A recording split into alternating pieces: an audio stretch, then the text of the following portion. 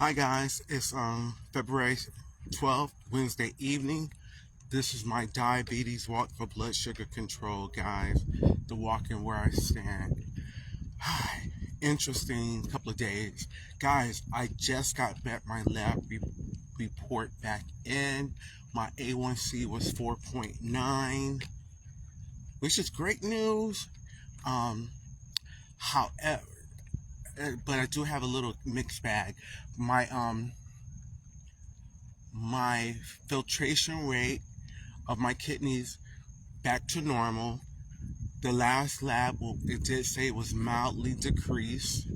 I suspect it was because I take creatine, and the last lab report, the creatinine levels were elevated, and as such, um, so I cut back on it. I cut back on the dosage because there's a particular reason why I take the creatine. And so as a result, now my filtration rate is back to normal, but my creatinine levels are still high. And, and from what I looked up is that the creatine could show in your lab report in your creatinine levels.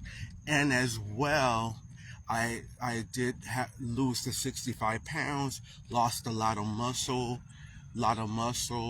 and when you lose muscle, there's a byproduct that breaks down and can show up in your kidney and your lab report as well. So other than that, my kidney bun ratio is normal. My filtration ratio is normal, but the creatine number is high, but relatively so. Well, no, it says high, and but from what I looked up, if you take creatine, that can show in your numbers, and if you have a lot of muscle loss, which I do, that can show in your numbers as well. And the one other number does show is that I have another bun number, which shows low, and it's an odd number because um, which says maybe due to abnormal liver functioning. However, all my liver, my AST, my AL, the three liver indicators are super perfect.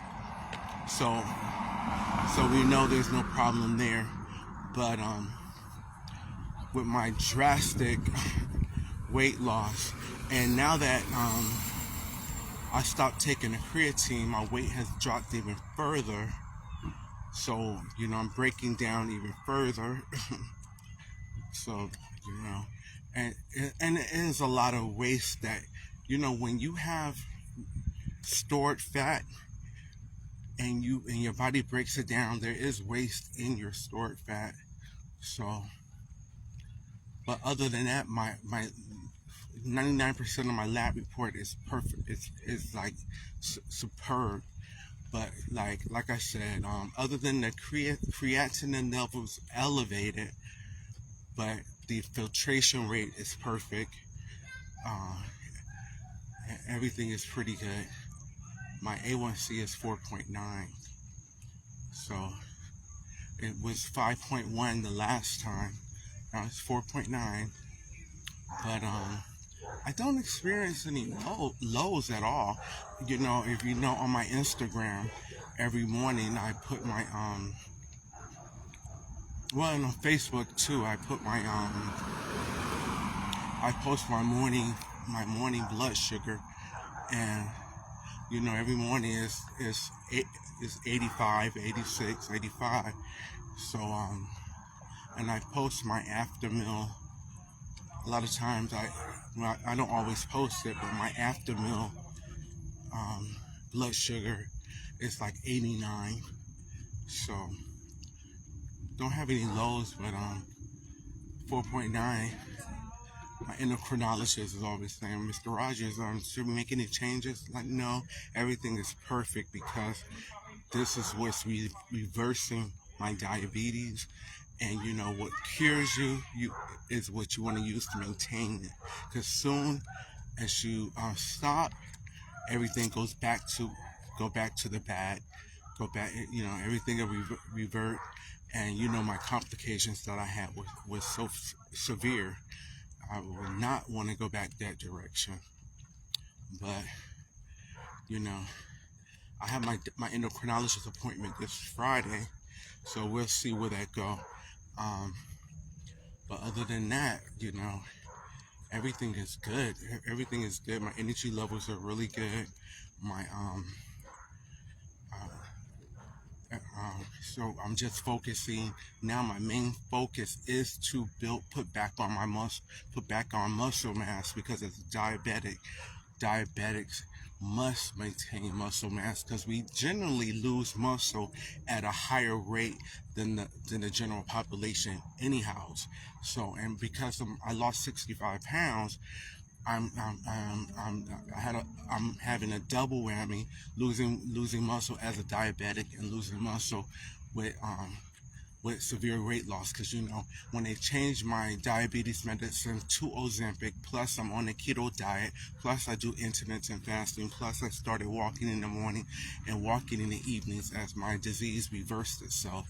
So all of that together, I lost the 65 pounds and I did lose muscle weight. So 2025 is my year of building, going to the next level of strengthening my body, and that will be to put back on muscle mass, because muscle mass is key, is very key.